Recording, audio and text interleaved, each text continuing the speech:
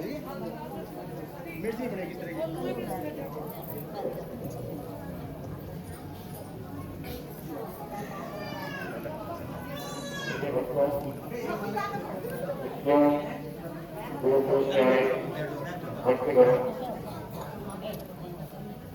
शांत हो शांत।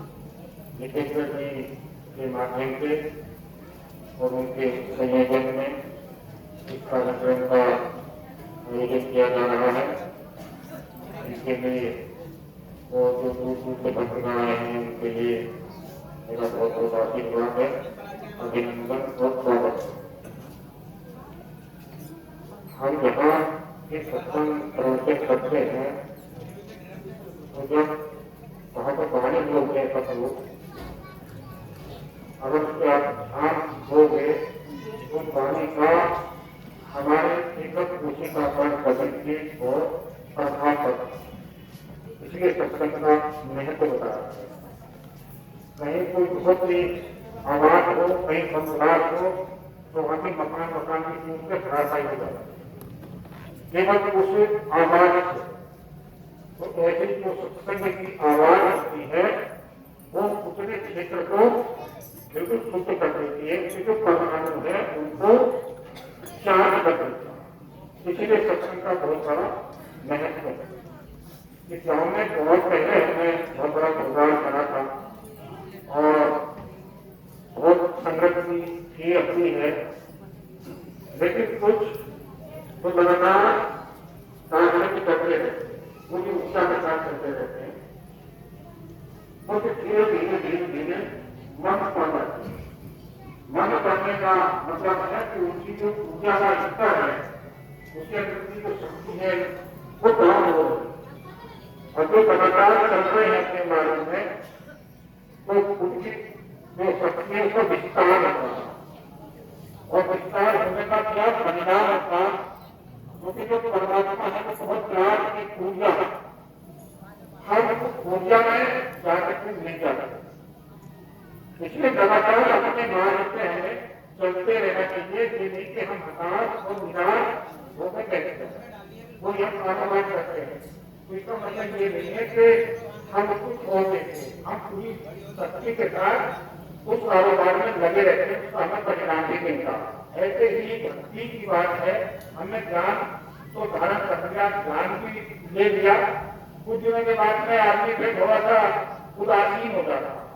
जब वो भक्ति के मार्ग में उदासीन होता तो वो परमात्मा में उसके प्रति उदासीन हो जाता।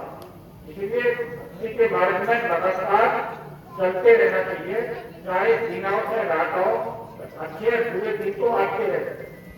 ऐसा नहीं कि हमेशा सुखी रहेगा या दुखी रहेगा, जो चीज आई है वो जानी है। अगर सुख आया है तो सुखी जाना है और दुख आया है तो दुखी जाना है, वो रुकने का नहीं है। जिसका शुरुआत है तो उसका अंत भी है। तो हमें अपनी भक्ति के मार्ग में लगातार चलते रहना चाहिए। अभी परसों भंडारा का कितनी संगत आई थी, तो कोई नहीं कह सकता कि नहीं मिला, मैं हमसे मिला। लेकिन कुछ लोग शिकायत करते हैं कि गुरु जी हमें हमसे मिलते हमें बात ही नहीं करते, तो वे झूठ बोलते हैं। मैं किसी का पद देखने नहीं मिलता, मैं तो भक्त देखने मिलता हूँ कि सब भक्त हैं, ना कोई गरीब है ना कोई अमीर है, भक्त तो भक्ति होता है।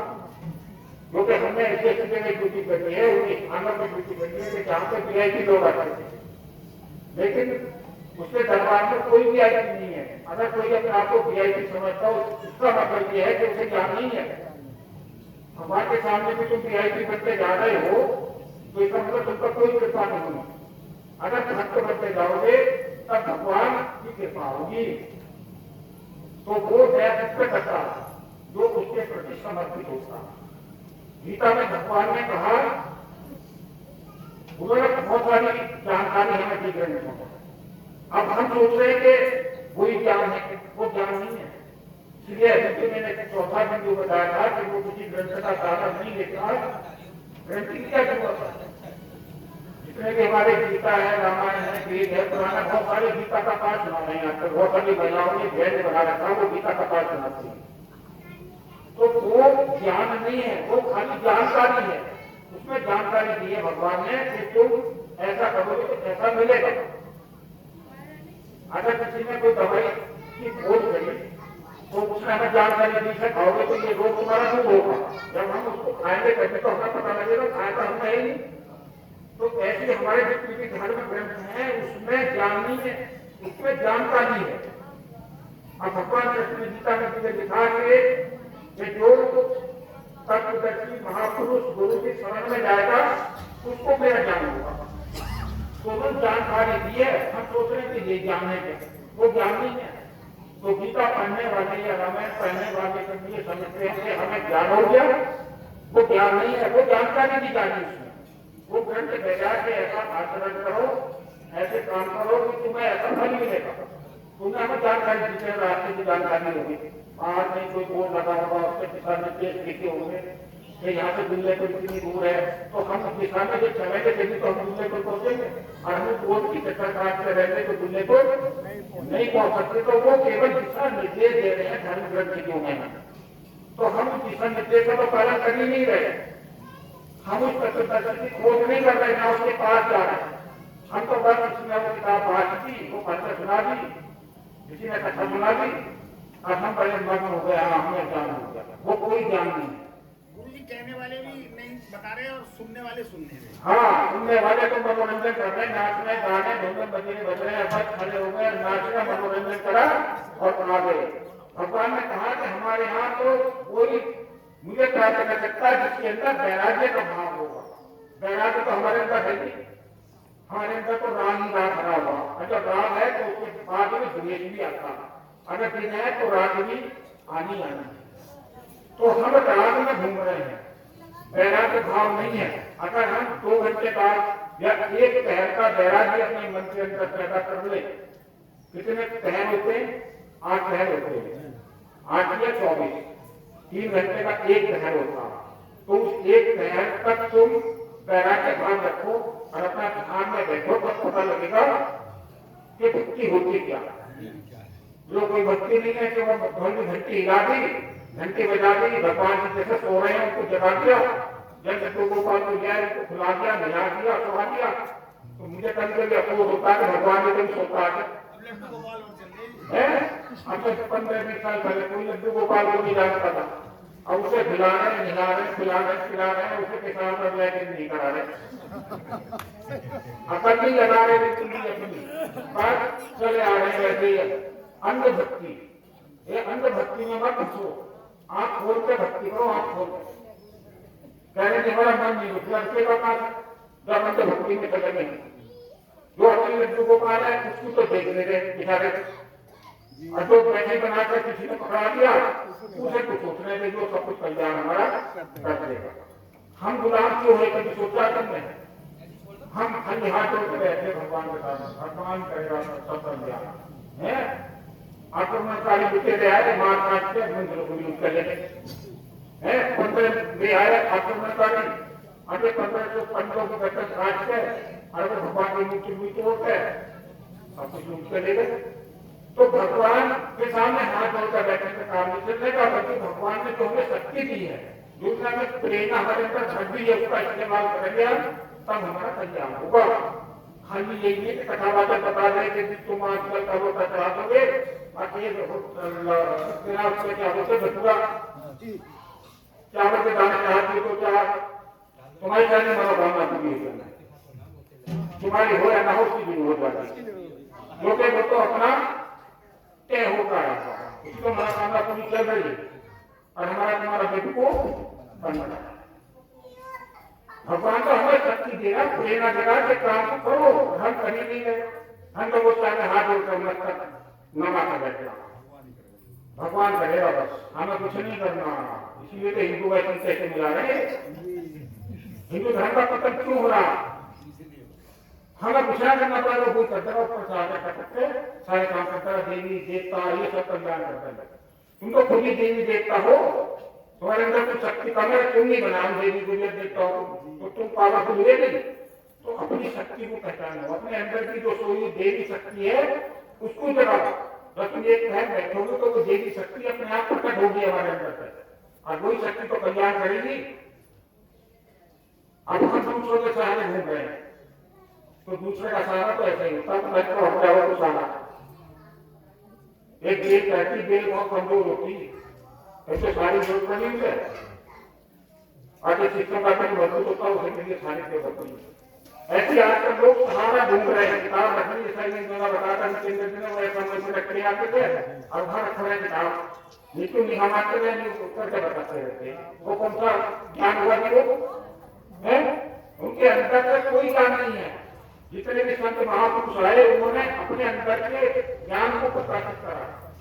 आजकल के किताब बात के बने दिन को किताब पढ़ो, उसमें इतना ज्ञान दिखा, इतना ज्ञान दिखा। किताब में ज्ञान हो गई है, ज्ञान तो हमारे अंदर है, उसमें तो खाली जानकारी है, लोगों ने उसमें भी भ्रम पैदा कर दिया। हमारे जितने भी हिंदुओं के सनातनों के धर्म ग्रंथ हैं उनमें थोड़ी बहुत कहीं अगर गलती से किसी ने मुझे परिवर्तन कर दिया, क्योंकि बहुत दिनों तक हिंदू गुलाम रहा, तो जो अनाथता का जो यहाँ के शासक थे उन्होंने हमारे धर्म ग्रंथों में परिवर्तन कर दिया। तो उन्हें ढूंढ ढूंढ कर लाकर रखते थे कि ये लिखा था भगवान को नहीं थे। अरे वो तो सीते को काल मंत्र बोल रहे थे। अरे कभी था परमात्मा, तो कोई मान लगा इस बात को? कभी को परमात्मा बता दिया, उसका क्या बता दिया, कोई आदमी की जेल में पड़ाए। पूर्ण परमात्मा भी अपूर्ण होता नहीं, परमात्मा तो परमात्मा ही है। तो ऐसे व्यक्तियों को जो धर्म विरोधी कार्य करता है, जो राम भक्तों को भ्रमित करता है, तो कुदरत उसको दंड देती है। और उस दंड के कारण ही ये लोग आजकल कहां पर है? दो प्रकार की जेल होती दुनिया में, एक तो बड़ी जारी जेल, अरे सफेद खाली जेल, वो भी दे दी है। तो वे उसमें भी चले जाते हैं, जो उससे बचे तो उसमें चला जाता, उससे बचे तो उसमें चला जाता। जबकि हमारे जितने भी संत महापुरुष हुए वो कहीं किसी जेल में नहीं, बताओ। ये कहने इन्होंने सबको मतलब फर्जी जेल में भेज दिया, संतों को ना रखा वैसे ही जो मतलब अति प्राचीन वाले थे, आज वाले तो वे जेल चले गए ना, तो अगले जेल में जाते कोई नहीं करते। तो हमारे हिंदुओं को ही ये भ्रमित करते हैं, तो छोटे कपड़े पहन के आ जाना कि हाँ स्पीकर लगा के अन्य ओम शांति हो गई, ओम को जानते नहीं, राधा के स्वामी आगे राधा को जानते नहीं। और हम तुम में से जा रहे हैं ना, तो बाहर से नहीं आ रहे, लेकिन तुम ये सोच रहे हो कि इंग्लैंड और पाकिस्तान अफगानिस्तान जा रहे हैं, हमारे तुम्हारी आदमी क्यों, हमारे तुम्हारे में से जैसे रहते सोचा करते हैं और बस वो भ्रष्ट करना शुरू करते हैं। हमारे तीज त्योहार देवी देवता हमारी परंपरा को छुआ देते। एक बात बताओ कि हमारे अंदर के अंग निकाल लिए जाना सारे, गुर्दे निकाल लो और तुम्हारे पैर से आग निकाल लो, फेफड़े निकाल लो, दिल निकाल लो, तो फिर का ढांचा हो जाएगा, 18 लाख मार के गिर जाएगा।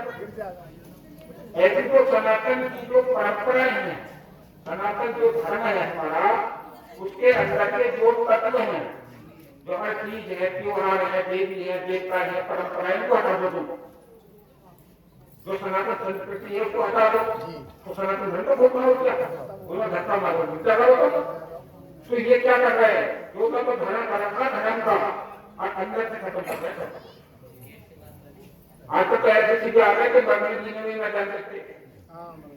अरे वो बांधना मतलब उसने बैग जो बांधे कपड़े में और ऐसे तक बंधना नहीं, जैसे कुत्ते को धरती में दबा था।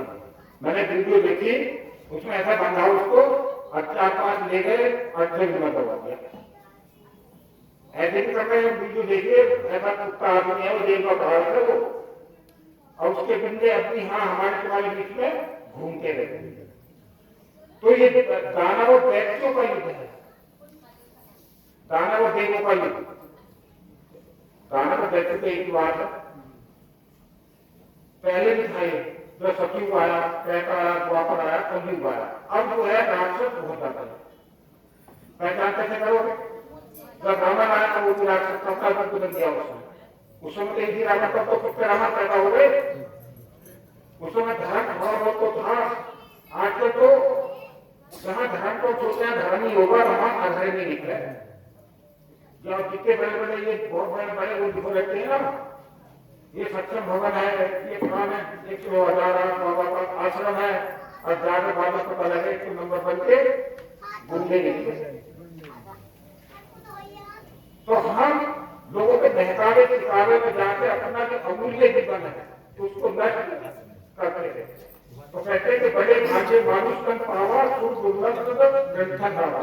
बड़े भाग्य से मनुष्य का जन्म मिला था और इसको हमें वैसे गंवा दिया। आजकल लोगों ने कहा सत्य भगवान का सेंटर खोलना चाहिए।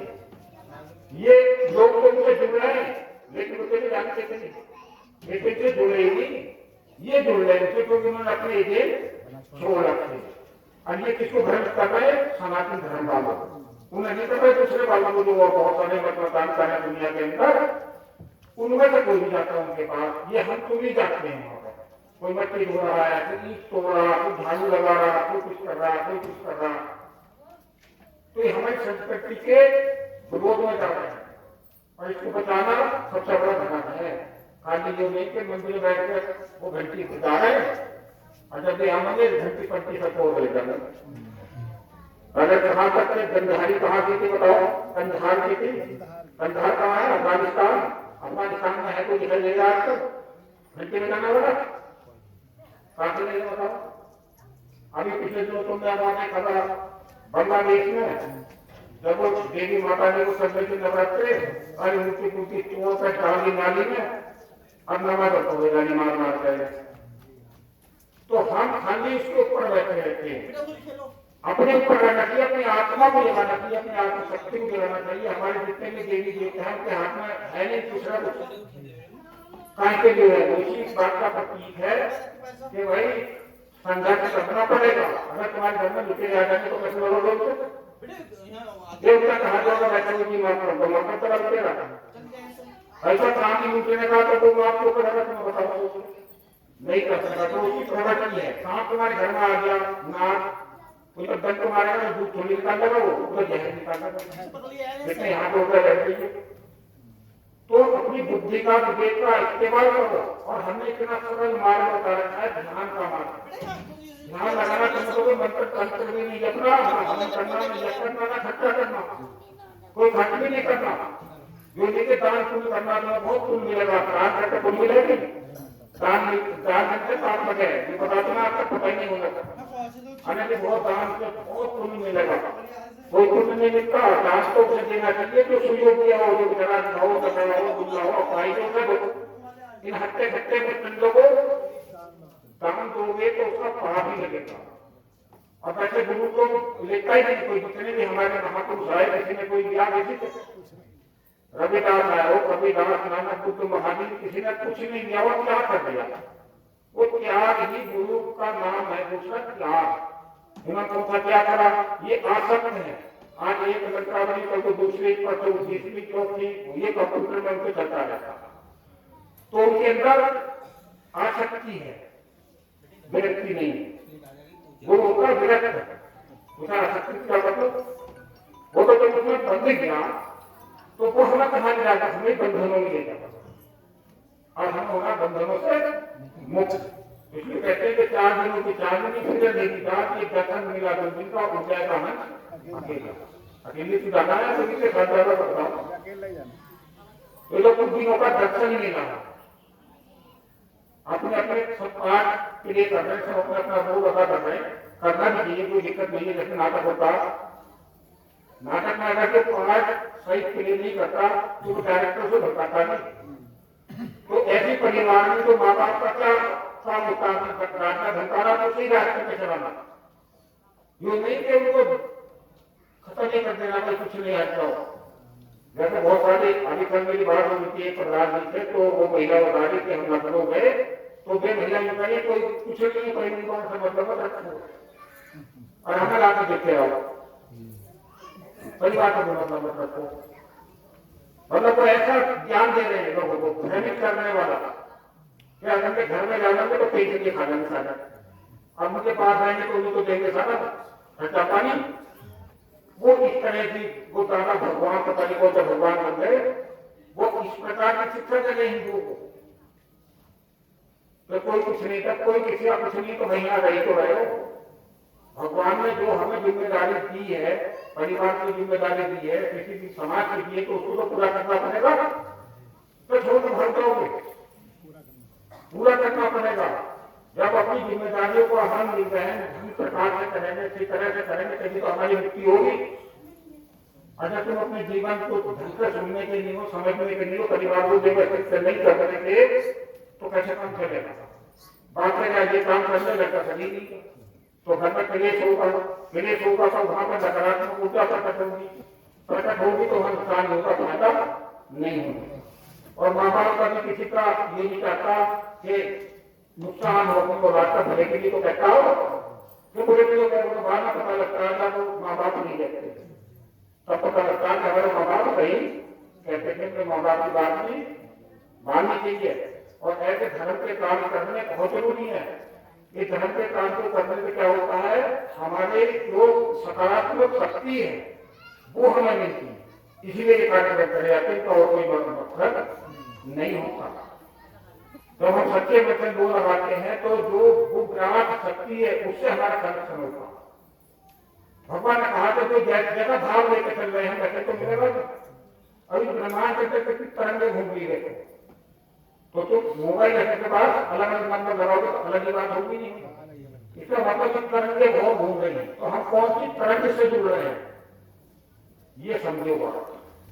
ये विज्ञान का सिद्धांत है कि हम कौन सी तरंग से कौन सी वृत्ति के साथ जुड़ रहे हैं, उसी से हम कनेक्ट हो जाते हैं। अगर हमें भगवान की पूजा करनी है तो कम से कम कुछ समय लगाना चाहिए, ध्यान लगाना चाहिए। ध्यान से जुड़ा जाता है उससे, वैसे नहीं जुड़ा जाता। 2 मिनट के लिए मंदिर में गए, घंटी बजाई, विमुक्ति गिराया, बस 12 मिनट की पूरी होगी, 12 मिनट के काम नहीं करता। भगवान को जुड़ना होगा तो ध्यान लगाना पड़ेगा, तो धीरे धीरे हमारे शरीर के जितने विकार हैं, जितने रोग हैं, वो भी कटने शुरू होंगे। खाली शिकायत करने से नहीं काम चलेगा।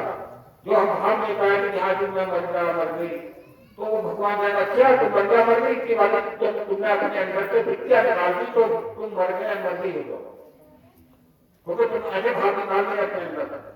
और तुम अच्छे भाव निकालोगे तो वो अच्छे वाले जो ब्रह्मांड में घूम रही है वृत्तियां उससे हम कनेक्ट होंगे तो हम अच्छी होते चलेगा।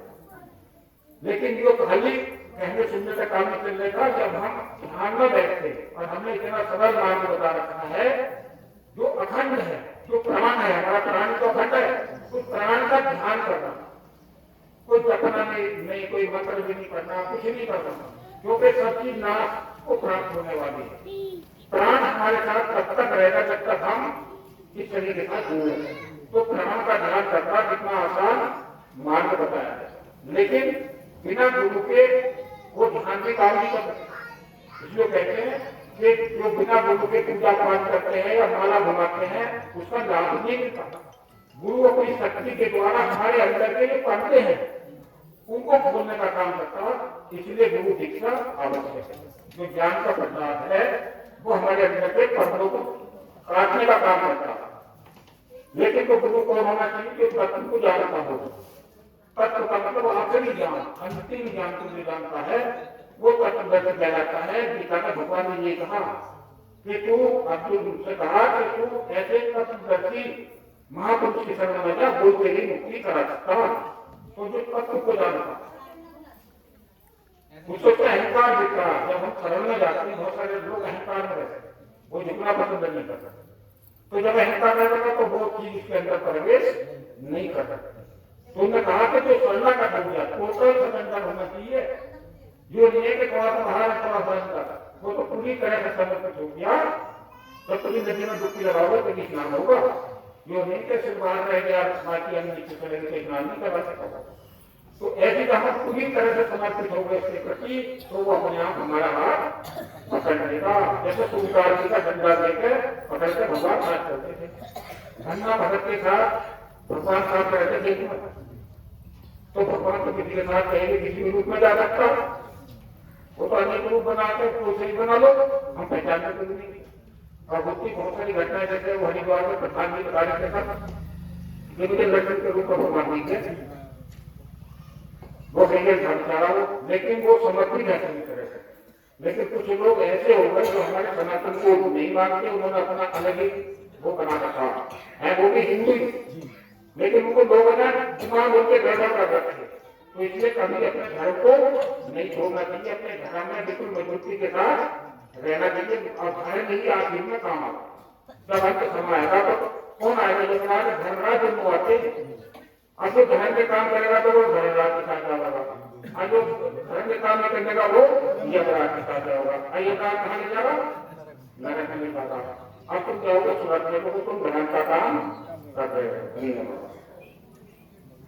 कल तो भंडारा है, वहां पर जाना मुझे, वहां पर जाना मुझे। अब इनके बच्चे का जन्मदिन है, टाइम तो मेरे पास नहीं था, लेकिन इनके अंदर बहुत प्रेम भाव है मेरे प्रति, इसलिए मुझे यहाँ आना पड़ा।